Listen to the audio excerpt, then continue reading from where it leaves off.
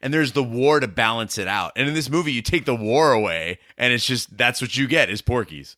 Yeah, I remember that infamous scene in Saving Private Ryan where they all take out their units and measure each other and then play a joke on the Nazis. Remember when we first met John McClane?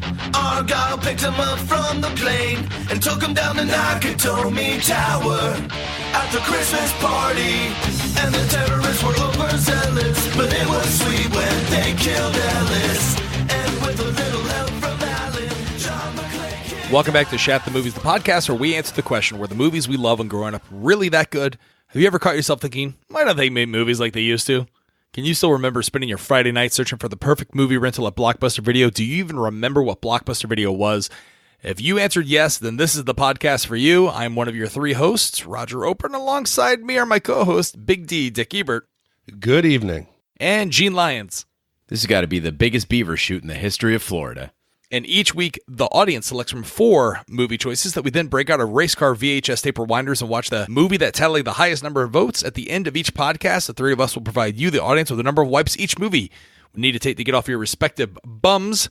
So thank you so much for listening. If you haven't already, hit that subscribe button and share with a friend. It's how we grow the podcast. That being said, Big D, what are we in for? What kind of delectable treat are we exploring this evening? There was a dark time before internet pornography when if you wanted to see an adult film, it needed to be a friend's father who maybe would leave the tapes out. Some straight Playboy was a big find. I'm sure the ladies had their own version of this, but that's where the late night Skinamax kind of adult comedies came in. So the category of late night watching had in last place Spring Break, Hot Dog the Movie, 9.5 Weeks, and the winner in a landslide with 72%, the 1982 classic Porkys. Yeah, I think there's one other thing that you left out about growing up in that era in the 80s and 90s was the scrambled nipple. There are occasions like where you would catch the scrambled channels, whether that be Showtime, Cinemax, or HBO, right at the right time. And it would just be a little bit of a scramble, and you would see like kind of a discolored nipple. Oh boy, were you in a treat for that? Oh, moreover, if you actually had the cable box and you switched between channels, for like the first millisecond, you would actually have a clear picture, and then it would scramble, so you could just flutter back and forth between channels and really get quite a good picture of what was going on. We actually put together a mega mix, my cousins and I, where we put a VHS tape in, recorded, and then just kept jamming on the box for a while. And we had, after about 20 minutes, we had I think a boob. It was very exciting. This was also the era of the black boxes. Do you remember the black box? Did you ever know anyone who had a black box? It was a cable descrambler that you would buy off of your cable guy that would come and install it. Yeah, he fell off the back of the truck, and then it was like an analog tuner that you would actually switch the channels back and forth. Yeah, so my neighbor had one growing up, and it was a legend to me because my parents weren't cool with that. So when I got to the Army, I got the first point where I got off base housing, where I was living with a roommate off post. We had the cable guy come out and hook it up. And we got basic channels because we had no money. And I said, hey, how much to hook us up? And he goes, man, I'll give you all the channels for $15. And I was like, what? All right. So for 4 years, we paid $15 that one time, and we had every single pay channel. In New York, that shit would have been like $500. Was your cable guy, was he one of the children in the movie Porkys? Yeah, I lived on State Line Road, which one side of the road was Tennessee, one was Kentucky. So that $15, it probably was in his pocket for 2 seconds and right out for some paps. I've got to say that although these movies are all in the same category of late night watching, I'm really glad we ended up with Porky's because it is head and shoulders above the rest of the three. Like, they're all kind of nudie movies, but Porky's has a much bigger place, I think, in pop culture. And I think also, in addition, it's actually, once you get past all the really drawn out jokes and some of the hokey shit going on, it's a really enjoyable movie. What? With a lot less nudity than I would have imagined. Yeah. Going into it, I thought it was going to be all boobs. Not the case. Yeah. See, this is I watched this strategically when my lady friend was not around, and I thought I'd treat myself. I went out and I prepared. I bought some new body coconut lotion, and I I was excited for some 80s boobage, and none of that happened. This movie is fucking terrible. There's zero nudity in this. No, that was a pleasant surprise. What? I went into this movie expecting it to be a really bad sex rom-com, like the worst of Hot Dog the movie, and it was anything but. I was thoroughly entertained, and my memory of it as a kid was completely wrong, but in good ways. There was more nudity in my high school sex education class than there was in this movie. I don't know why my parents ever said, "Oh, you can't watch that movie." I think they were just trying to shield me from how fucking terrible this movie is. If you've never seen the movie Porkys, it's a 1981 Canadian-American sex comedy film written and directed by Bob Clark about the escapades of teenagers in the 1954 fictional Angel Beach High School in Florida. Released in the United States in 1982 with an R rating, the film spawned two sequels, Porkys 2 the Next Day in 1983 and Porky's the Revenge in 1985, and a remake of the original title Porky's Pimpin' Pee-wee in 2009, as well as the influence many writers in the teen film genre. Porky's, swear to God, this is a true stat, was the 5th highest grossing film of 1982. Yeah, I want to jump in there quick, and normally I don't do this. I'm going to list some movies that this beat in 1982. It doubled Poltergeist. It beat Annie, Gandhi, The Dark Crystal, Conan the Barbarian, Friday the 13th Part 3, Tron, and it did 4 times the box office that Blade Runner did. It also beat Fast Times at Ridgemont High, The Road Warrior. This thing, man, this did well in 82. One thing to note, though, is that although it looks like a low-budget movie, the movie actually took $25 million to make, which is more than Back to the Future. So when you think about it from that perspective, it wasn't exactly a budget movie, although they did a great job of making it look like one. Well, I think they spent 23 of that budget on the neon sign and paying those actresses to be nude for exactly 15 seconds. Oh, I don't think they had to pay that much. None of the nude cast was anything that would have been top dollar. Well, they could have saved some money by actually not hiring so many this ensemble cast. Way too many fucking characters. We're going to dive into it, but the thing that I found interesting is Bob Clark. In the beginning of the movie, it starts Bob Clark's Porkys. I was like, who the fuck is Bob Clark? Big D, you researched and found out that Bob Clark actually has a place in cinematic history, and it's not because of just Porkys. Yeah, Bob Clark's an interesting dude. Within 3 years, he wrote 2 very different movies that have a place in cinematic history. We have a teen sex comedy in Porkys, and then also one of the most beloved holiday films of all time, A Christmas Story. Same man, 2 years apart, wrote and directed both movies. Yeah, well, this is also the same Bob Clark that directed the movie Baby Geniuses. So let's not necessarily hold this guy up into the highest regards. But the other crazy thing is this movie also inspired, for some reason, a video game. Yeah, and if you're wondering if the video game has nudity and sex, yes, it does. It was released for the Atari 2600, and you play as Pee-wee, who's trying to blow up Porky's bar. So he goes through a series of obstacles, goes through a women's shower, collects items, in the end blows up the bar if you win. But yes, there's a naked woman, so wasn't what I expected to see on my Atari. Did you ever play the game Leisure Suit Larry? No, but I did stumble upon a YouTube channel called The Angry Nerd, and he reviews all games back in history, and he did cover sex video games, and Leisure Suit Larry was there, and it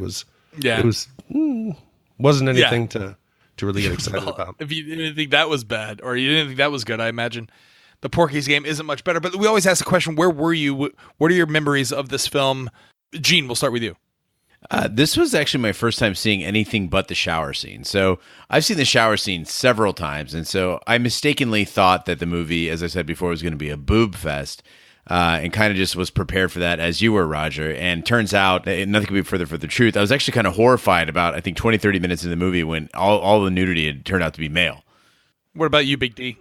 So I remember watching this on my parents' HBO late at night for those few scenes that we talk about, but as the movie went on, I could remember, the scenes with the father coming to the dance and the very end with Porky's. But until I started seeing the setup, I'd completely forgotten it.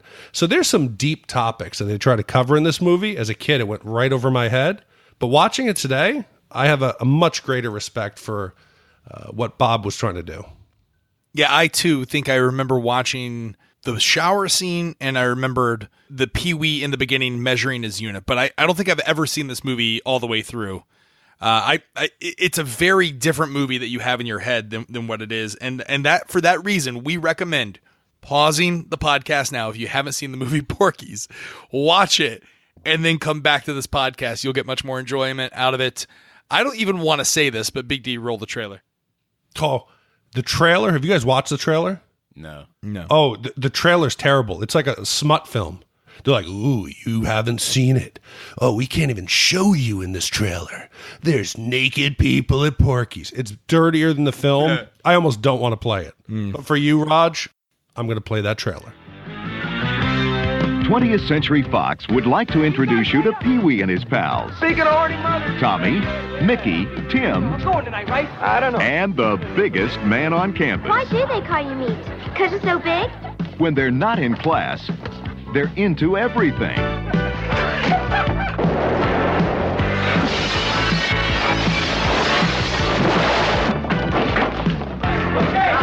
Save your energy, you're gonna need it. Okay.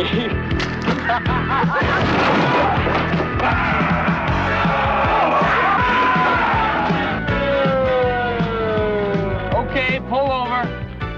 Coast is clear. But what they'd like to get into most is a place called Porky's. I left my ID at home. Here, use this one. That's my Bible school card.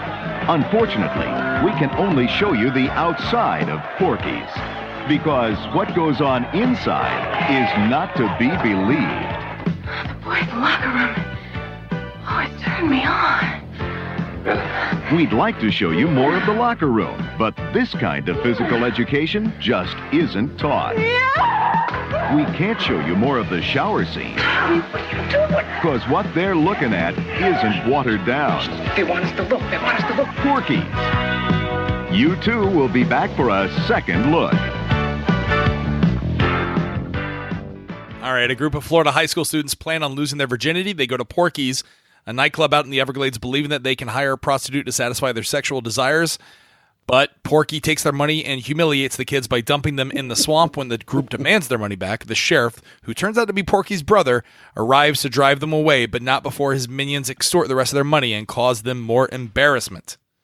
So to anybody who just watched Porky's and they're like, whoa, you skipped over a bunch of the middle or the beginning. We didn't actually. Like that's the whole. I think one of the complaints we will have about the movie is that you could just go straight to the Porky's part and not really miss a whole lot. So, anyways, please carry on. Yeah, so they're as far as plot development, it's very limited. It's just a series of capers they get into. But I was blown away. You mentioned the budget. The picture looks beautiful. There was some artistry behind it. What? I'm honest. I'm telling you, the scenes looked good. It was shot. Dude, look at the budget. It looked nice. The actors were granted, they look like they're 35, but they were likable. I felt myself really getting into it from the beginning. I mean, like I said, there were a lot of lame setups to even lamer jokes, like the Balbricker thing, the whole egg gag, like you knew exactly what was going to happen. So every joke in this movie, pretty much, you see it coming from a mile away. But at some point, you become so in it with the guys that you're just kind of like laughing along or laughing at them. What I liked about this was it was a very different look at the 50s. So a couple weeks ago, we watched, Back to the Future. And before we watched this movie, I'd forgotten that it was about the 50s. I thought it was an 80s movie. And so in the 80s, there was that weird period where like they were very into like Happy Days, MASH, Back to the Future, like all these looks back in history.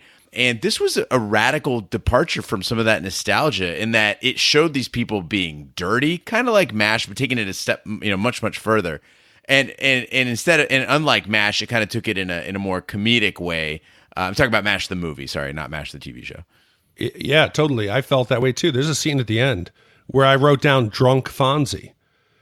We'd always seen the 50s as this kind of clean cut, fun time period. They made it a little bit realistic. Granted, a lot of we're going to talk about is the racism and the way they describe and the slang and the language that they use. But overall, I felt like it was a more realistic depiction of what the 50s was. And Bob Clark, I read after, this was his answer to American Graffiti that he felt was overly sterilized. So he wanted a more real experience that he had had growing up. You know, one of the things that people might say is this movie is overtly racist, and it absolutely is. But something I want to remind people of is in the 90s, I think it was in the 90s when Kids came out, the movie Kids. And people were like, why are you watching this? It shows rape and it shows drug use by children. Then you got movies like Train Spotting. Oh, it glorifies the use of heroin and stuff. And I think that sometimes art is misinterpreted. And so I think in this case, that overt racism, they had varying degrees in the population. So you had racism toward Jews, racism towards black, but the overt racism was actually trying to establish that the 50s were depraved in a racial way, and something people glance over. All right. So I could listen. So far, you guys have been like, oh, look, it's shot so beautifully. Oh, I understand what they're trying to say by making a more realistic American Graffiti and touching on subjects of the 1950s that no one ever wants. Kids was not a fucking comedy in the 90s. Neither was fucking Train Spotting. Train Spotting had comedic parts in it, but it's not mistaken for a teen sex romp comedy in the same vein of an American Pie. If American Pie right off the bat started calling everyone wops and coloreds, you'd be a little upset. All right, Raj, check You'd this be out. like, when does it get to the pie fucking part? Okay, follow me here, though. Follow me here. All right, think of it this way. As I'm watching this movie, I realize what Porky's is. Porky's is a war movie without the war. What? You've got all the guy characters in the platoon, and they're all up to their hijinks. It's Stripes, is what it is. No, an actual war movie. It's Full Metal Jacket without the war, right? You just compared this movie. No, I'm not saying it's of the same quality, but what I'm saying is if you look at movies like Saving Private Ryan, Full Metal Jacket, all these movies, it's like the guys are going to war and they're sharing all their little moments with each other and they play a few pranks or whatever. And there's the war to balance it out. And in this movie, you take the war away and it's just, that's what you get is Porky's. Yeah, I remember that infamous scene in Saving Private Ryan where they all take out their units and measure each other and then play a joke on the Nazis. That's what they're doing in Private Ryan as they're storming the beach. They're all like, "Got your helmet," slapping each other on the butts. That was Vin Diesel's best role. Oh, yeah. Well, that and Groot, because it only says one phrase. Well, the measuring scene, I mean, in France, where Private Ryan and Kaparzik, where they're measuring each other, the one you just referenced. Caparzo, first of all. Caparzo. How dare you, sir? You're just mixing races now? Jesus. What are you, Porkies? Well, the movie starts out with like, okay, this is going to be lighthearted fun. Like the character Pee-wee, which by the way, the only fucking character who I remembered what their name was, that and Meat. The rest of the characters, it was like watching the Pacific, where I was like, who the fuck are these characters? I have no idea. If you ever watched The Pacific on HBO, I was so excited for it because Band of Brothers was brilliant. Pacific, no idea who all the characters were because they all look the fucking same. Wait a second. So you're saying in Porky's you didn't remember the Jew named Brian Schwartz? Because I clearly remember that. Hold on. Brian wasn't part of the gang until the end? I agree, right. Raj. I kept thinking the gym coach was the same guy as the other tall, skinny white guy who was in the group. They were interchangeable. I couldn't tell who the hell was who. Well, I mean, to be fair, all white people do look the same. I mean, let's. But this I thought the coach was part of the kids because he looks younger than all of them. Meat looks like he's about to collect Social Security. I remember the coach being played by Judge Reinhold, so I was very upset when it wasn't him. Just the same hair. Okay, but you talked about Pee-wee as the only character you remember. Only one. Okay, in American Pie, is it Jason Biggs? Yeah, Jason Biggs. Jason Biggs is likable. He's kind of goofy. He stumbles over himself. Pee-wee, when he grows up, that he is either going to be like a serial killer, a rapist. There's a manic drive. A Hollywood producer? That he wants to I'm going to have sex. And they're like, Pee-wee, calm down, calm down. He is in jail in the future if we ever get a Porky's follow-up. The only thing that I liked about this movie is that I did not remember that it was set in Florida. And when I did some research on it, it was actually filmed in Miami, at Miami Senior High School and the old Miami Beach Senior High School. Bob Clark actually grew up in Florida, and so he pulled a lot of these memories from that. And I didn't know this, but Florida was at one time America's winter film capital of the world until the puritanical residents of Jacksonville ran that industry over to the heathens out in California in the 1920s. So thank you, Jacksonville, Florida. But the other things that, like, there's only a few times that I cracked a slight smile. The first one was when Pee-wee is measuring his unit head. Did you guys ever do that? Was that like, that was the only relatable thing that I could do. Like, have you ever taken out the old second grade wooden ruler and put it up to your morning wood? I mean, I think one of the first things I researched on the internet was what the proper way to measure was, because I was like, I want to make sure that we're following the rules here. But what I did not have was a chart where I would record my size between my mattress and my box spring. That's a little weird. Yeah. The proper answer is you measure from the bottom of the shaft. What? Yeah, from the bottom. Yeah, the bottom of my shaft is somewhere between my ass cheeks, though. Then what are you, like old man balls? That adds a whole nother 2 inches to me. Like, what are you laying on your back and they're like resting on the bed? You got to pull out a mirror? Geez, you're not 65. Is this a Persian thing? Do you have to call in for reinforcements to help you out? Like, is this a group activity? Okay, so Pee-wee, we're assuming his mom, he still lives at home. She's not going to find that poster board. Well, I mean, it just looks like homework. It's not like he labeled a dick chart. He did. It looked like a science project that he was. It said, I tried to look, a thesis on, but of course the resolution on these isn't great. But it looked like he labeled it like penis measurement. You could see he labeled that graph. Well, I don't mind them starting out the movie like that. It kind of sets up for the tone of it, and then they do the egg thing where they're introducing all of like the 17 characters, and then there's a lot of overt racism. Right in the beginning. Then the prank. This whole going out to the shack in the Everglades before they go to Porky's, like, that was completely unnecessary. It had no, like, what was the point of that scene? I mean, it was funny. How was that funny? Okay, so Cherry Forever rules. Like, she totally nails the role. She's perfectly cast. And again, it just shows the lengths that they're going to go to play pranks on Pee-wee. But I think, in that scene, you got all these, these horny dudes getting stripped down naked, and then her just evaluating all of them. Now, of course, it ends in the incredibly racist coup de grace of the scene, which I'm not down with.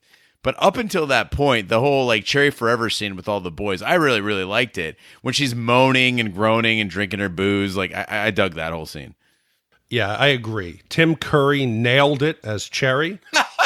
Okay, she's perfect in that role, but you're making too much of even the prank, right? All of the pranks that they play, it goes back and forth. The guys on each other, the guys on the girls back on the guys. Everyone seems to have a good time with it. There's never a joke at anybody's expense.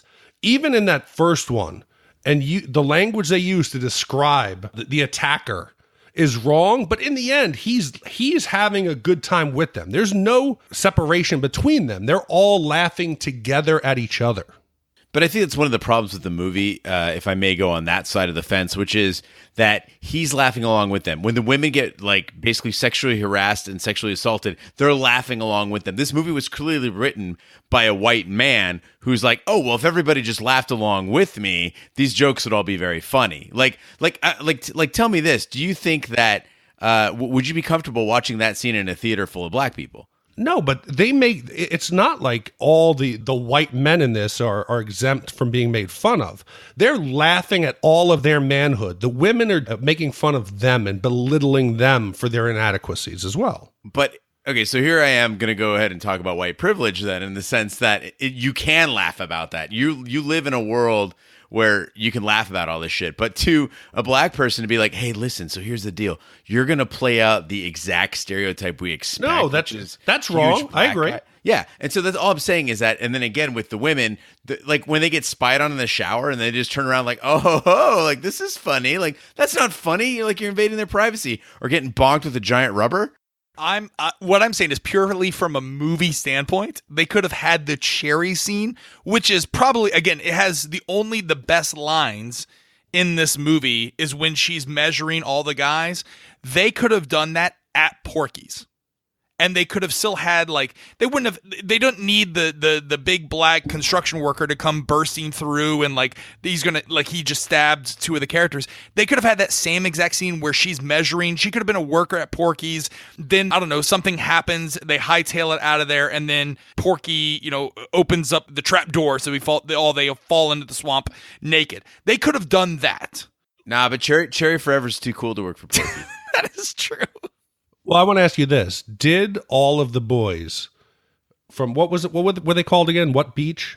Why do you say Angel it like Beach. that? They were from Angel. Boys. Yeah, the boys from Angel Beach. The boys. Okay, do you think, as grotesque as Porky is, was he wrong? These kids came into his bar. They had their heads up their ass. They thought they were better than everyone. They deserved what they got. Table it. Yeah, Porky's is. Oh, sorry. I was gonna say Porky's is the victim in this movie. I'm not gonna, But all right, so they go to Porky's after this whole cherry scene. They go to Porky's because they're like, well, there's still one place we can go out in the Everglades, and if you've ever been to Florida, like, there's a little bit of that, like the wooden crickety buildings. I mean, that truly exists. So there was a little bit of homage that I took, and I got homesick there for a second. But you were homesick? Yeah, I was homesick. For cabins in the woods? For cabins out in the Everglades and the swamp. Drinking moonshine?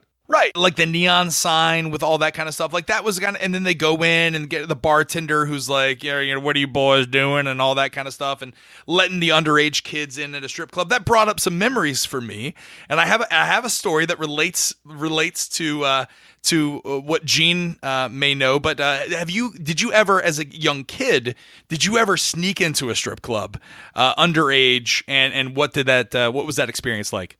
So prior to the probably famous beer by the same name, there was a strip club in Arizona called Blue Moon, and Blue Moon would allow they would let people in if they look like military, and so we would actually wear our junior ROTC uniforms at age 16, Air Force J ROTC.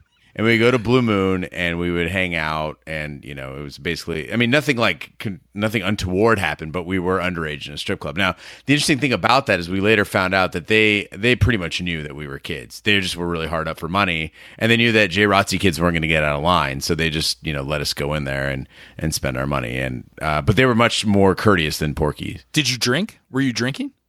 Oh no, I didn't drink until I was legal to drink. So we were just there to see boobs. But did you get lap dances? Did you give money to the girls on stage? We just did the stage thing. Like, I mean, I was 16. Like, if I would have gone a lap dance, it would have been a bad scene for me. I was very new to this. I'd never even kissed a girl at that time. How were the clubs? Was it topless, full nude? This was a topless. So in Arizona, the law is fully nude, no alcohol. Topless, alcohol, underage in a military uniform, topless, no alcohol. What about you, baby? Did you and your friends ever sneak into any strip clubs? No, I'm not a big fan of strip clubs. And people aren't going to believe it. I've never enjoyed it because you can tell that they're at work. They're not doing it for enjoyment. I'll go with people if it's a bachelor party, whatever, but I'll just want to be left alone because it's not genuine. It's not like you're out in a club and you're meeting someone. I don't know. I can't describe it. So if you go to a massage therapist and they're rubbing your back, do you go like, hey, are you really enjoying this? No. Is this good for you? No, I always ask that. In my entire life, I've probably gotten one lap dance, and it was because it was bought for me. You could offer me endless from top talent. I wouldn't want it. Besides the fact that I'm married, but I don't like it. I don't know. I also don't like paying for massages either. Some of us have to, Big D. Some of us have to. I mean, for me, it's a matter of like it's like any other nightclub or any other entertainment venue. Where the fact of the matter is that when I go in there, I know for a fact. I mean, I know people who work at clubs, and shout out to the Highlighter in Phoenix, where basically like they're like, oh, cool, like you're here to hang out. And you go, you hang out, you spend some money, and people. It's a fun thing. I don't know. It's not like I'm taking anybody home. It's not like I'm developing a relationship with anybody. It's just fun.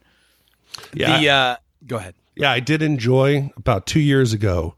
A friend of mine had a bachelor party, and we spent it in Tampa. And Tampa's kind of the mecca of strip clubs in Florida. We befriended a couple of the workers at the premium place, Mons Venus.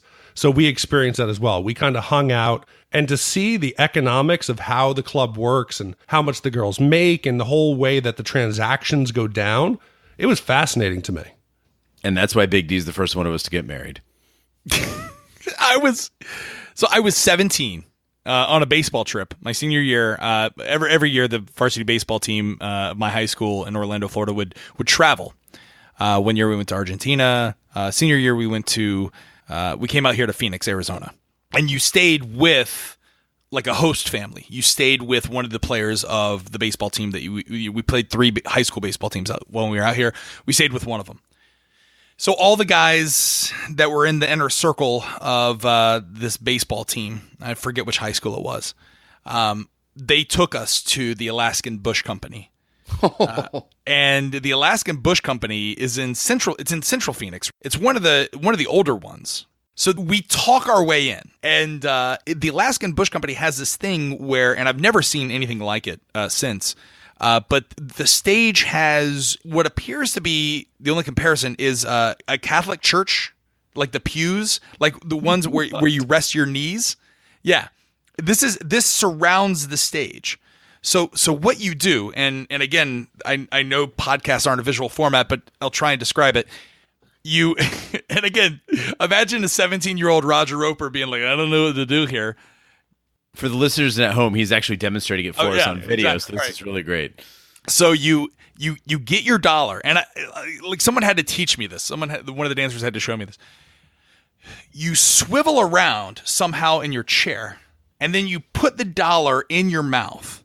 And then the pew knee brace Catholic is a headrest. And you lean your head back onto this padded surface. And the dancers come up and they shake their junk in your face. Their nethery. And then they lean down with their boobs and remove the dollar that you have in your mouth. That's how it happens. So I thought this was great. I thought this was fantastic. I was having a great time doing this. So I did that, but the rest of the trip I got sick. I don't know what happened, but that's also where I got my first lap dance, and this girl was wasted high. And we had like the most clinical of lap dances ever, where she was talking to me about like her life problems and everything. And I was like, I'm 17. I don't want to hear about any of this. But there was one guy on the baseball team. He was the peewee of our baseball team. He paid in traveler's checks and then canceled the traveler's checks afterwards. He was such an asshole. Oh, what a dick. What a dick move, right? But I have yet to go back to the Alaskan Bush Company because I did get sick the rest of the trip and I couldn't play in the rest of the games. So my endeavor into the world of dancers, I can give you the answer on how you got sick. It's an unwritten rule. You do not put the dollar bills anywhere near your hands, mouth, anywhere. They said it is the dirtiest. If you're going to touch it, wash your hands immediately. If you put the dollar in your mouth and laid back on that stage, you don't even want to know the bacteria that was in that. Well, the good thing is I didn't get pink eye. One up from the traveler's check. I went to a club in Pasadena, Texas, with a group of friends on the way to New Orleans. And we're all there having a good time. Everybody's getting dances. And all of a sudden, one of my friends runs out from the VIP area. He's like, we got to go now. We thought like he had done something horrendous. We thought maybe he got in a fight or the stripper was yelling at him or he didn't have any money. So we run to the car. We get to the car. We get out of there. And what had happened is that a bag of Coke had fallen out of the stripper's G-string. He spotted it, swiped it up, and wanted it. And so we just got the hell out of there. So he got about, I think somewhere in the neighborhood, about $260 worth of Coke for like a $20 lap dance. Yeah. Cha-ching. And everyone in New Orleans had a great time. Yeah, so... Cha-ching. But I don't know that I would go to Porky's, honestly. It seems like not a great deal.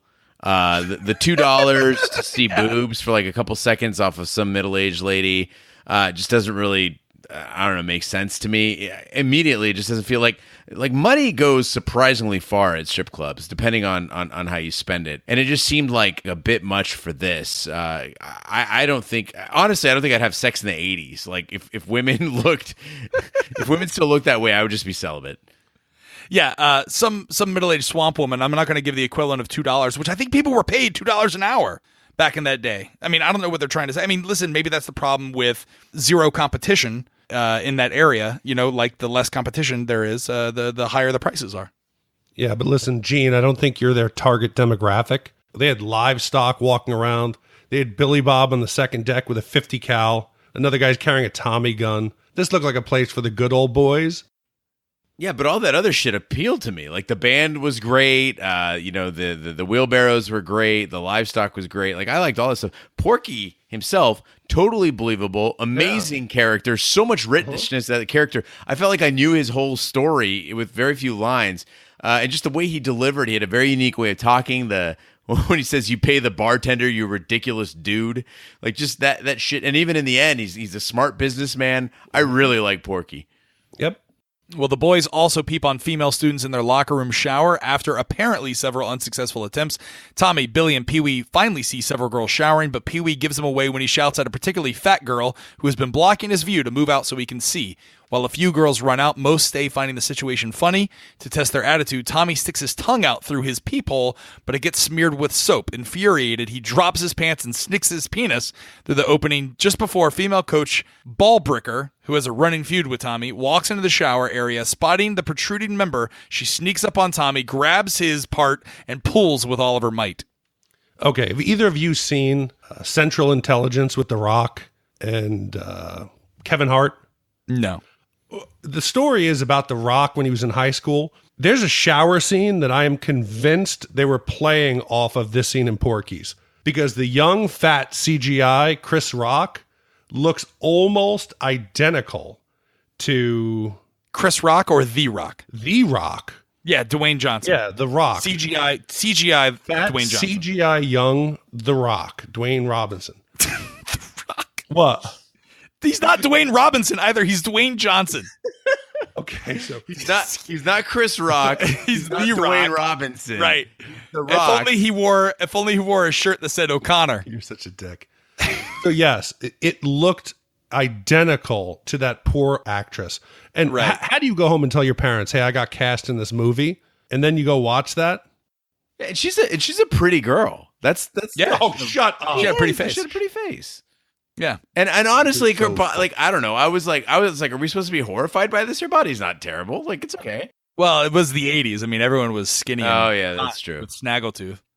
But like, this was the lamest scene ever, in my opinion. Unrelatable today, as high schoolers don't even really take showers at school anymore. Even on our age, I don't ever remember taking a shower at school. I remember we had showers in the locker rooms. I went to my high school was built in 1992. And I think that was the last time that they built showers, at least in Florida. But yeah, we never took showers, even after football or baseball games or anything like that. You just went home and like with your stank on. Did you guys ever shower at school? Was that a thing? So you didn't take out the towels and chase the other boys around the locker room doing rat tails? What? Come on. Women don't, when they're having sleepovers, everyone doesn't have a pillow fight. When they're in the shower. No, that actually it's happens. So I'm fairly certain that exists. You're full of shit. The rat tails and the hey. Come on. I don't think you know what a rat tail is. You keep using that word, but I don't think that you know that what it means. Yeah, you grab the towel on the corners and you spin it so it becomes kind of tight, and then you just you whip it. And it's similar to a rat's tail. And you the rat tail that we had in Florida was like a shitty mullet with like one piece longer than the other. That's what we called a rat tail. Gene, did you shower at high school? So yeah, we had showers when I was in junior high and high school, but very few people used them. And I honestly, again, I didn't see the point because I'm just like, I'll just go home and shower. Why the hell do I need to shower right now? The other thing that I hated about this is, like you said earlier, this movie was written and directed very obviously by a middle-aged white guy. There is zero female character development throughout this movie. I think there's two characters that have somewhat of a personality. Coach Balbricker being the first, and maybe Kim Cattrall's character, Coach Honeywell, which is interesting because Kim Cattrall's not a huge part of this movie, but her name is somehow attached to it ever since. And can we just fucking talk about the Lassie scene for a moment? Yeah, they built up to it. They built up to it over a very long time, and I got a sense by the length that they were building up to it, and God, the corniest fucking ways that they were, that this was going to be a lame scene, and it was in spades. It made no sense. She's turned on by the smell of men's gym stuff on the second floor, and then she howls ridiculously, and he keeps fucking her, which is the weird part. I'd be like, if a woman was, I'd be like, all right, I'm out. Like, that's it. And what really highlighted for me is that Kim Cattrall sucked in Sex and the City. She sucked when she was young too. Not entertained. No, and the scene just went on so long. It became so painful. There was a couple. It was this, and I think also the discussion with the faculty about identifying the penis, that they said, okay, these are going to be the big funny moments. It just kept going and going and going. I think the movie would have been better without the scene, but at least cut it in half. Yeah, I mean, the diabetes scene lasts about 90 seconds, and it's funnier than all this shit put together. Yes. There's some humor that is funnier the longer it lasts. And I'll use a couple of examples like Family Guy. Like when Peter stubs his knee, he's going, It's funny, and then it just keeps going. You're like, okay, it's funny again because it's so long, right? And then they cut it. There's nothing redeeming about this scene. Like, the funniest part is like her kind of getting turned on by the smell of men's boxer shorts, but then the whole I don't know. I think the only part about it that I thought was funny was when they show the guys still trying to do their basketball drills, and they were like couldn't hold on to the ball, right? And like they were just, and you could tell they were having a good time, just like fucking up their basketball drills. And I think that was the only thing. But then they counter that with the stupid ass coach who has to go run and guffaw behind a curtain. Yeah, it's ridiculous. Why is he hiding his laughter when there's a woman having like an air raid siren of an orgasm upstairs? And if it's that well known, how many other members of the faculty has she had sex with? Or is it the faculty? Oh. Well, then the fact that he shoves a sock in her mouth to get her to be quiet, like, have you ever had an experience where you're in the throes of passion with a young lady or a young man, and he's made or she have made interesting sounds that you were not expecting, and it's killed the entire mood for you? One time, a friend and I, he was really hot for this woman who worked next door to him. And this is when everybody worked in food or retail. And she came back to his apartment, and I was just trying to be cool. So we all went to sleep like in the same room, and I was just trying to fall asleep and just like not be present with it. And she had kind of a hard time breathing. Like her nasal passages just were she had a very narrow nose and couldn't breathe very well. And it was like the most horrendous. And it was like I was like I need and I finally just like fucking rolled out of the bed and ran out of the room because I was like I can't handle it. Like and then to his credit, much like Coach Brackett, he just stuck with it until the end. Which is why we call it to this day we call it the tournament bracket in the NCAA because of this movie. No, Big D, have you ever had relations with a young lady who made various like farm animal noises?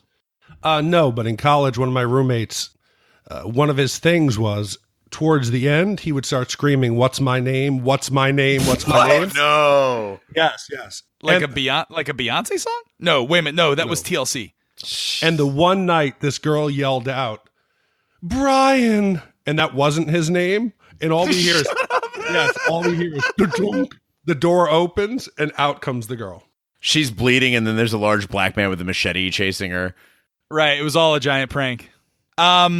Not that long ago, kind of in recent years, this was when I was single for the first time in a long time, and I was doing the Bumble thing.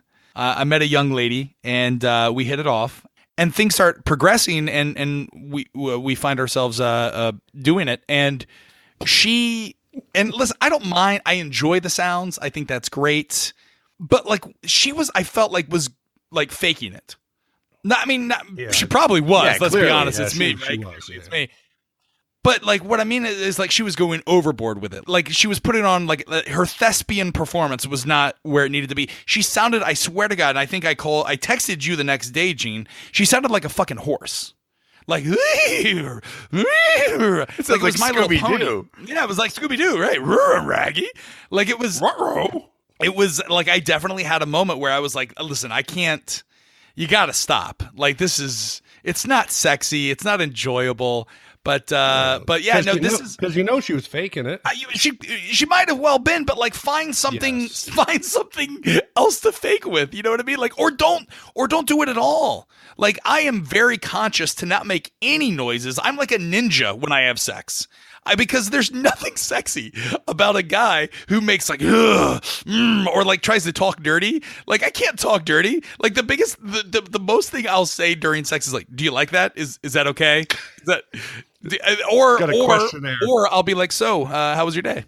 Yeah, I think you got to clarify between there's nothing sexy about talking dirty and you don't talk dirty, because talking dirty is plenty sexy. If you're actually talking, it's got to be genuine though. It can't be like you can't just be throwing out phrases like "How are you doing?" and "How was your day?"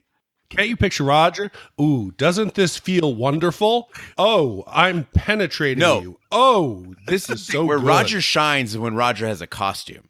So if That's Roger's right. in a role, if he's going George Washington, if he's going, I'm gonna chop down that cherry tree, right? Yeah, exactly. I just throw out phrases. No way. That's bullshit.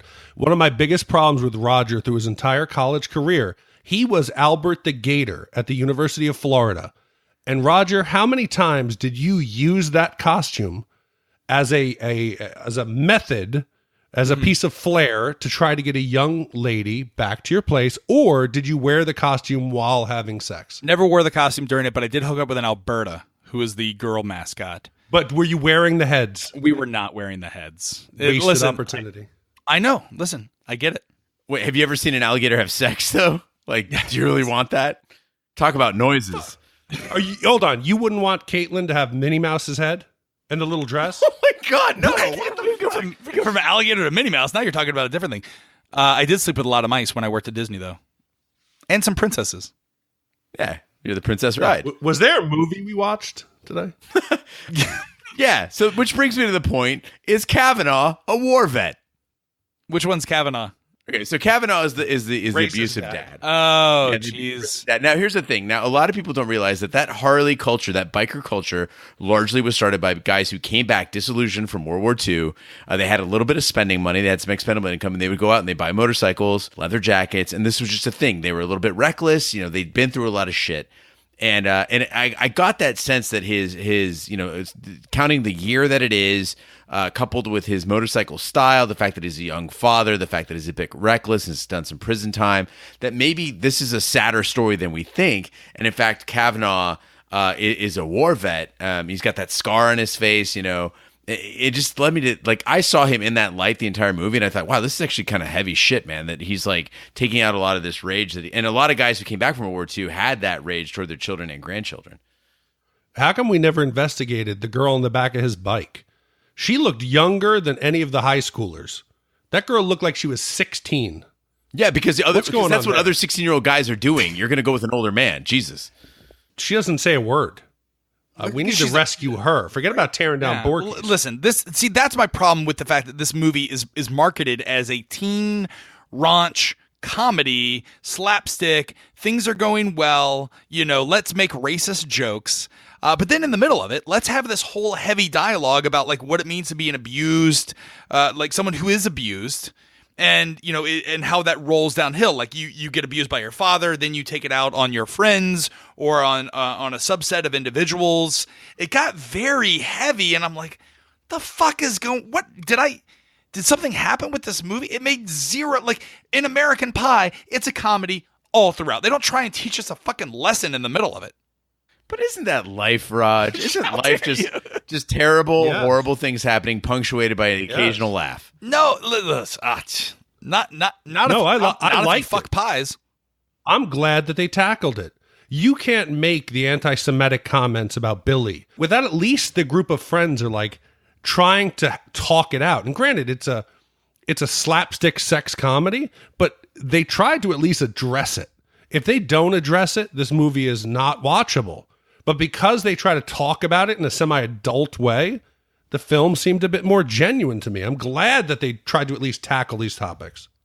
I don't know. Listen, Fast Times at Ridgemont High is a far superior movie about teenagers and, what it means to be growing up and have sex and tackle issues like abortion, in a manner that, still has a character that orders pizza in class. Fast Times did it right. This movie just, it felt very uneven. Oh yeah, Fast Times was totally progressive, the way they called other people fags and stuff like that. Absolutely a responsible and adult movie. Breakfast Club. But Beulah, Coach Balbricker, or Balbricker, but Balbreaker. Get it, guys? It's a joke. It's supposed to be fat. It's fat. She looks like a potato. She's now determined to prove that the offending member, which has a mole on it apparently, belongs to Tommy, going so far as to request that Principal Carter hold a police-type lineup of the boys in the nude so she can identify it. However, Carter balks at such a request. While the other basketball coaches laugh almost uncontrollably, Coach Brackett suggests getting the police involved. This gets even Carter laughing. Balbricker leaves in a huff. So do you think this scene, was it written that the characters would be laughing, or did this just seem like the actors were kind of losing it? Because it went on long, and it started to the end feel like they had broken the scene. No, to me it felt very, very forced. Quite the opposite. That they were this was a horrifying scene for me, actually, because this woman has witnessed essentially, this is a sexual harassment, that it's a sex offense really happening on the school grounds. She calls it out, and everybody's laughing at her. The fact that she is then looked at as some sort of a villain, she's portrayed as a villain throughout the movie, like a crazy woman later. I really hated this scene. This is probably the low point of the movie for me. Yeah, what is she doing that makes her like the villain? She's looking out for the kids. She gets mad that her female gym teacher has sex where everyone can hear it, that she's inappropriate with the other male gym teacher. She seems like she's the only one doing her job. Yes, and the only one who seems to care. Now, granted, I don't know that grabbing a guy's dick through the hole. I kept thinking, oh my God, he's going to get cut on that metal grommet. It was like, oh, this could turn into a John Bobbitt, situation here. But yeah, she should be nice reference. She should be rewarded, and she should be encouraged for trying to put the children first. Yeah, I wrote the same thing down. I was like, is this the high point of hilarity in the movie? Like you said, I mean, recently there, Hollywood's going through a very trying time right now with Harvey Weinstein in the news and all of the reports of actresses, that have experienced very, very bad things. And females are coming forward on Facebook and social media and sharing their similar experiences. And again, the timing, we just talked about the Matrix, and like that whole scene has been ruined for me when they're going through the metal detectors and they start shooting everyone in the same manner of that. This one was like, ooh, like this is hot. Like they made a movie like this? Like they allowed this? This makes zero sense. And then from a movie perspective, why the fuck do they end the scene with a close up of Dwight D. Eisenhower like smiling?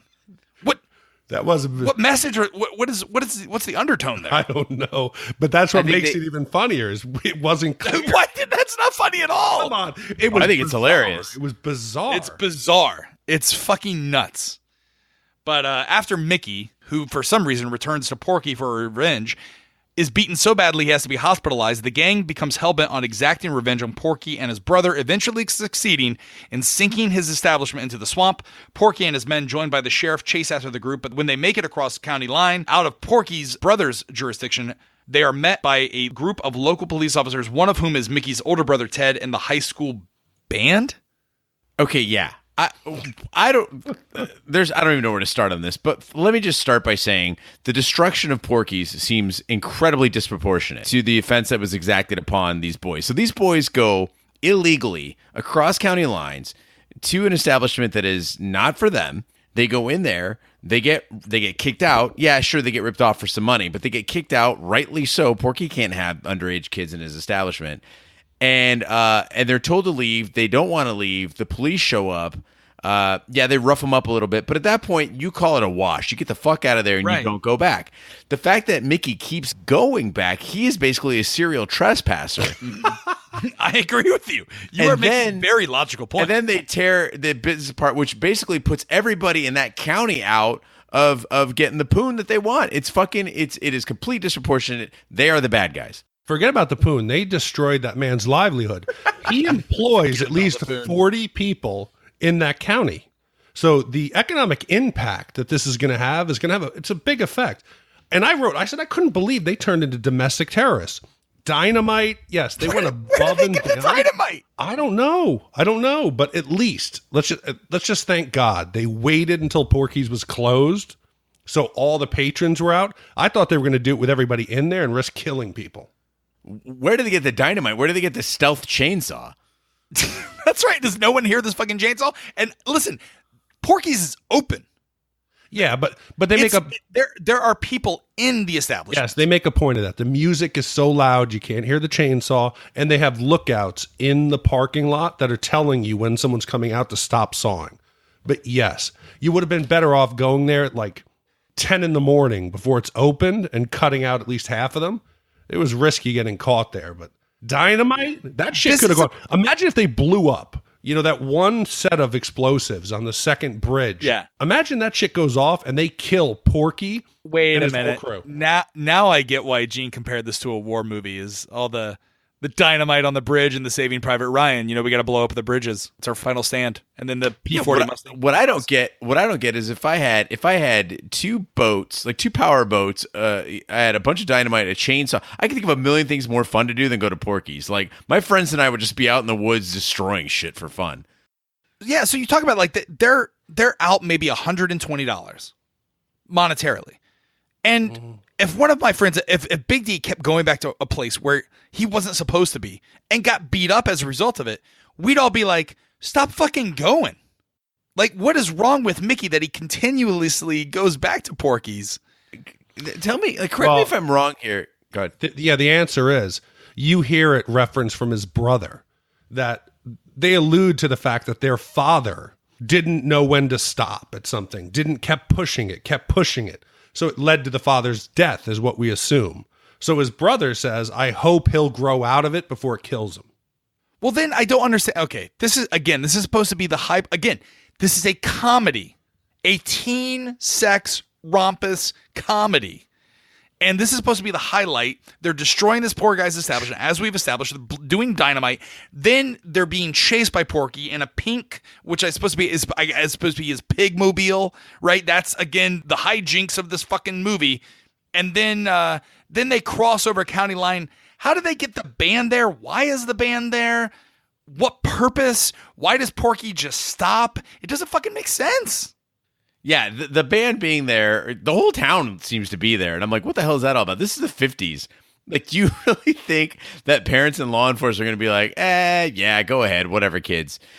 It doesn't make, it doesn't make a lot of sense. What I want to know is, and correct me if I'm wrong, but to me, it sounded like the first time they get kicked out of Porky's and they're coming back in, Porky, I think, says, get them a round of drinks. Like, he's going to welcome them back in. And dude comes in all pissed off. Right, yeah. Like, I think he was going to let them stay. That's right. And they flipped out. Right? They're the villains of this movie. Porky, you said it earlier. Porky seems like a logical businessman. In the end, when his brother starts getting hot-headed, he said stop when they reference that they're underage. He's very, very pragmatic. He knows that what he's been doing is illegal. He knows he's in a no-win situation now. But that even leads me to a darker end.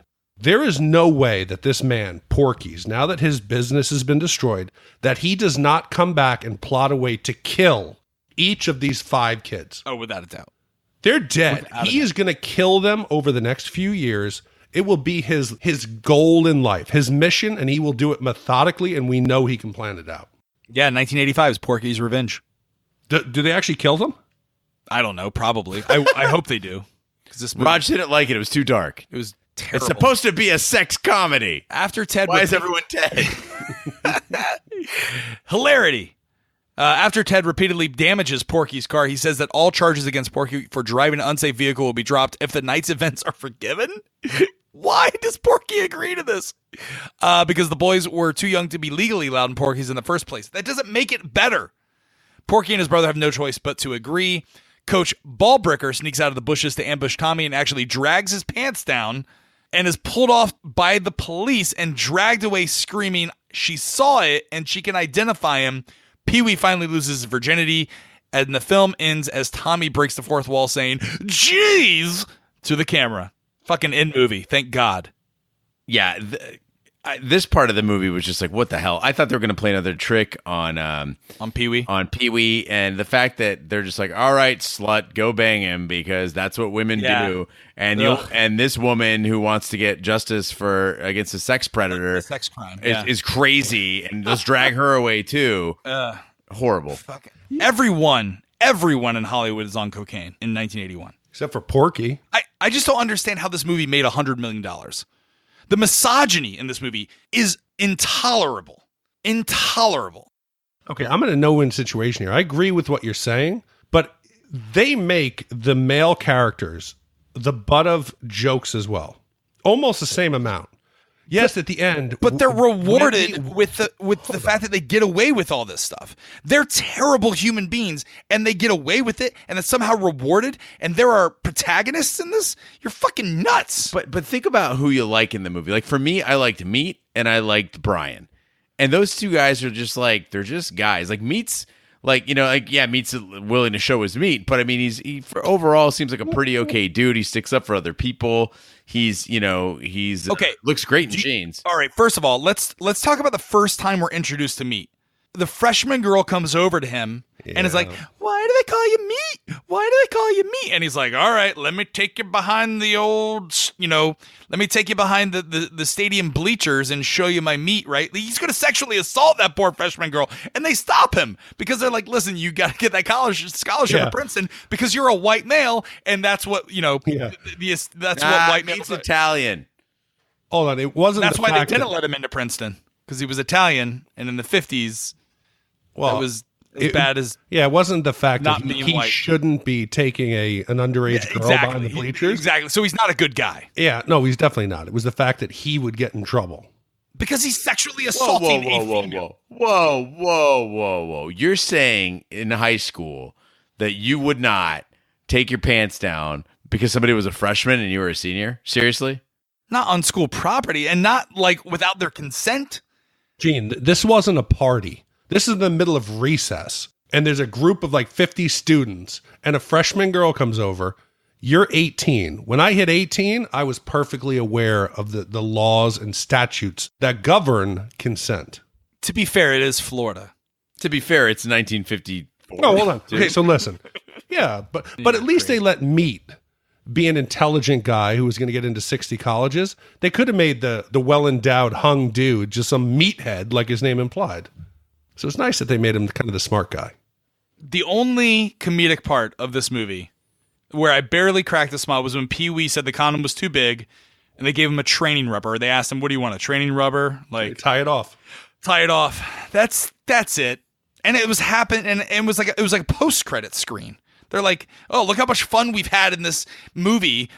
There's some extra scenes of it for you." Wait, Raj, you weren't amused? You weren't amused when Wendy had obligatory pity sex as a result of peer pressure with a guy who then hung out of a bus and then did the Tarzan sound? To be fair, the only sex that I've had was mostly pity sex. You're wrong. Wendy that's made somewhat the bet. Relatable. It wasn't pity sex. She made the bet. The bet of that what? they wouldn't get away with it at Porky's. So he says, "Hey, you lost the bet, so you have to do it." Again, it's still like what? You're still justifying. No, this is a horrible movie. It is a training video for psychopaths. There's no reason that this needs to be a Blu-ray re-release of Porky's Best, where you get all the trilogy at Best Buy. This movie needs to be taken off the shelves and burned. This movie is Song of the South. You're so full of shit. I want to point out that you watched Rambo: First Blood Part 2 and did not have this violent a reaction where he murdered. That's the King Bee. You're once again mistaken the King right. Bee. It's an easy mistake. You guys are so much alike. Well, now it's the time of the podcast where we break out our shat meter and we tell you how many wipes this movie would need to take to get off your asses. If you've never listened to a podcast before, 5 wipes is the equivalent of a toilet in a wooden nightclub deep in the swamps of the Everglades, where the most attractive specimen on stage is the attack pig. And 0 wipes is, well, the fucking opposite of that. So that's how we do it. 0 wipes is good. 5 wipes is bad. We'll start with you, Gene. How many wipes do you give this movie? This one for me, it's a memorable movie. It's a landmark movie. To me, the main thing about this movie is it had a spirit. Come on, Gene. It had an spirit infectious of white misogyny. Got spirit. And it had some really great performances. I thought, again, that Cherry Forever was really great. I liked Meat a lot. I liked Brian Schwartz a lot.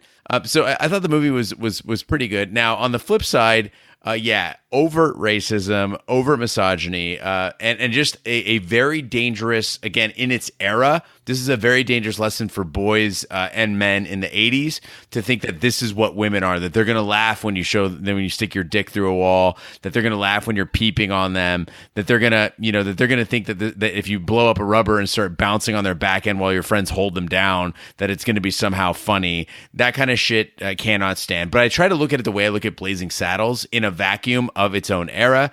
And for me, it just balances out to a 3 white movie. Here's my problem with that analogy. Blazing Saddles is clearly a satire. Clearly a satire. There's nothing satirical about this. It tries to teach us a fucking lesson in the middle of it. Blazing Saddles has like a fart scene that goes on for 3 minutes over beans. I think what it's trying to tell you, though, is that your whitewashed, or not whitewashed, your sanitized view of the 50s is not what the 50s were like, that there were fuckers like this who made it a horror show for people. Listen, if I wanted a history lesson about the 50s, I'd watch Mad Men. See, but okay, here, I'll go into mine. Here's the problem, Raj. You're expecting this movie to be what you thought it was as a kid. Nobody wrote out and said, hey, this is slapstick comedy. That's what you thought it was. It's marketed as such. Listen to the fucking trailer in the beginning. It was marketed as a teen raunch comedy by the likes of You Will Never Be Seen. Careful, there's boobies all over the place. There were no boobies. There was only racism. There was only misogyny. And quite possibly 15 people got raped. I think there were 10 boobs. Yeah. What, did you count them? Maybe. You got mad at me for counting all the kids in Caddyshack. And now you're pausing it? You're becoming that guy? The main problem that I have with this movie is the fact that there are other movies that came around the same time, Fast Times at Ridgemont High, Airplane, Caddyshack, that are far superior movies, far superior Okay, so movies. Raj, why don't we'll go into you. Let's mix up the format. This is a 5 white movie. This is diarrhea splattered all over the fucking woodshed. This is the worst movie we've done on the podcast. I hated every minute that I was watching this. I hated it. And I had lit candles. I had bought body lotion, some buttercream. I had asked Megan to go spend time with her sister. I thought I was going to enjoy this, and I hated it. I hated every minute of it. Okay, that sounds like a Roger problem. But I'm in a no-win situation here, okay? I enjoyed it. Yes, it's flawed. It's misogynistic. It gives the wrong message. And I think that's what's turned me on it, the way you said, Gene. It gives a message to young men about what they should expect that's very dangerous. So for that, but again, I have to take that into account. Well, I can look at it in a vacuum of what it was for the 80s, but today you can't undo that.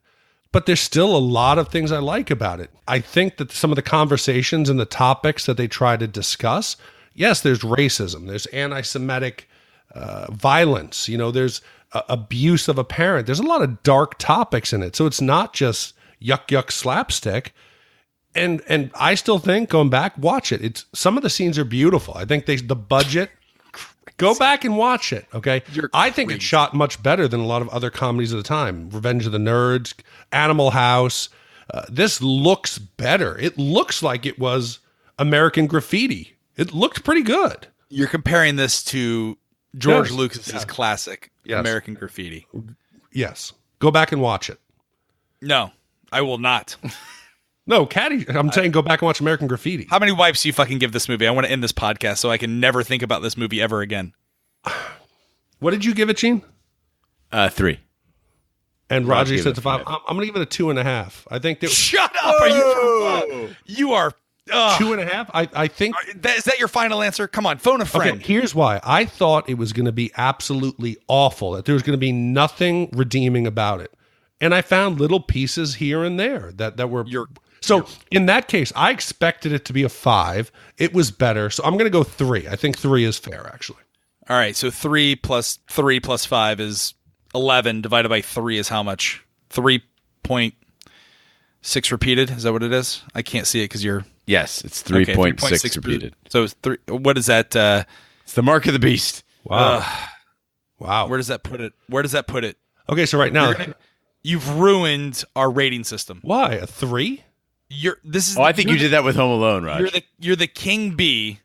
Home Alone's a far superior movie than this. Oh no. This is King Bee. This is the equivalent of you rating Blues Brothers half a wipe. I did not do that. I know that King Bee did. King Bee did. Okay, so now that puts it at a 3.66 repeating. That's tied in the 37 spot with Twister. I'd watch Twister all day long. What else? Okay. What else is it next to? Again, and that holds true. Roger, Twister, you gave a 3. I gave it a 4. And Gene gave it a 4. I won't watch that again because it was just, it's bad. The only movies now that are worse, Last Starfighter, GoldenEye, Blade Runner, that's going to get us lit up. Blade Runner is pretty terrible. Okay. Westworld, the movie from 73. That was shit. Independence Day, Highlander, 10 Things I Hate About You, and still the worst is Willow. Nothing has come close to 4.83. Yeah, this is more entertaining than I would Willow. watch Willow on repeat, like before watching this again. I would watch an entire Brownies spinoff movie than rewatch Porky's. So you would watch a movie whose entire casting call was Little People. Yeah. Yeah. Yeah. That's exactly right. And let's keep in mind that Home Alone is a one white movie in Roger's world. Home Alone's a classic, and I'll defend that to my grave. It's a fucking great movie. And Major League is a 1.5. Defend that. Major League is great. Are you kidding me? Yeah, no racism there at all. No misogyny at all. Oh, you're getting married? I'm still going to bone you in your living room, shag you rot, and then you're going to come to all my games. Oh, Willie Mays Hayes, black guy's got to be fast. The boss is a woman. We better put up a poster of her and strip it down for fun. At least they were well-developed characters that I could understand and I knew their names. See? Yeah? If I ask you, hey, which one was Tim? You couldn't fucking name it, could you? Here's the white one. But you know who Jobu is. I say, fuck you, Jobu. I do it myself. God. All right. All right, now's the time where we do a shout-outs and tell you what movie we're doing next. What are we doing next? Okay, so next week, it's going to be our Halloween special.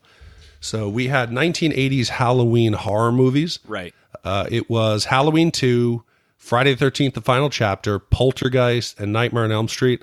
And Nightmare on Elm Street and Poltergeist came right down to the wire. I mean, they were neck and neck. It was 42% to 46%, real close. Yeah. So we have decided to do both. It's Halloween. For our Halloween special, we will do Nightmare on Elm Street and Poltergeist, and it'll be interesting because Roger has never seen a Nightmare on Elm Street. I've never seen it. I was too scared to see it. I do know the song because all the other neighborhood kids used to hold me down and sing it to me, and I would pee my pants. Also, guys, if you've never watched the original Nightmare on Elm Street, if you've only seen the sequels to it, it is drastically different from the sequels. So I highly recommend watching it and joining us for the podcast. Much like Friday the 13th, first one, Jason's not even in it. Johnny Depp is exceptional. Yeah, in this movie. All right, so that's what we're going to be doing. Gene, we had shout-outs last week. Any more shout-outs come in? Yes, many more, Raj. All right, what do we got? So the shout-outs are, if you would like to support the podcast, go to shatthemovies.com. Scroll down, you'll see a slide out that invites you to get a shout-out. Put your name in there, and we will read your name out on the podcast. This week's shout-outs go out to Stevie Dubs, Jeremy, Emmett Clark, Isaac, David Zenko, Lindsay Wigglesworth, Bradley, Steve the Plasma Physicist, Donald Trump, Robert, and James. All right. That concludes this week's episode of Shat the Movies. Be sure to follow us on social media and share with a friend. We're everywhere, including Twitter, Snapchat, and Instagram. Just follow at Shat the Movies. Our Facebook, we have a page. One day we'll get our video working over there, but you can search for Shat the Movies Podcast. Like us there. Our website where you can vote on the movies is shatthemovies.com. You can email us your suggestions for movies that we should do, 80s and 90s, of course, at hosts@shatthemovies.com. We're everywhere fine podcasts can be found, including iTunes, Google Play, Stitcher, and YouTube. Be sure to subscribe. And if you stop by any of those, be sure to leave a 5-star review. That really helps the podcast grow. We don't ask you for money. All that we ask is that you share and help us climb the rankings of iTunes. You can also check out our sister podcast, Shat on TV, where we review television series such as Westworld, Taboo, and American Gods, and Game of Thrones. You can find all the information over there on that website, shatontv.com. I'm also doing another podcast with my buddy Kevin Brackett, where we're reviewing Mr. Robot. It's over there at Shat. Sorry, not Shat. It's All the Spoilers. Show Spoilers is actually the name of it, but you can reach us, hosts, at... No, it's allthespoilers@gmail.com. Sorry, Jesus. All the spoilers. Fuck it, let's do that again. We're going to do it live. No, that's what it is, show spoilers. So follow us, Kevin and I, over there if you're a fan of Mr. Robot. On behalf of my co-host, Big D, Dick Ebert, and Gene Lyons, I'm Roger Rober. Be sure to join us next week for our Halloween specials, not Friday the 13th, Nightmare on Elm Street, and Poltergeist, young Steven Spielberg. Go watch his documentary on Netflix. It's fucking great. Thanks so much Hold for on. listening. Yeah. You're just a fucking train wreck. It's HBO. Oh, it's on HBO, not Netflix. Whatever, I streamed it. You're probably going to go watch Porkys again right now. Porkys 2 the next day. Porky's Revenge. Anyway, that's our show. Enjoy it. Thanks so much for listening. Take care. Good night and good luck. When they killed Ellis.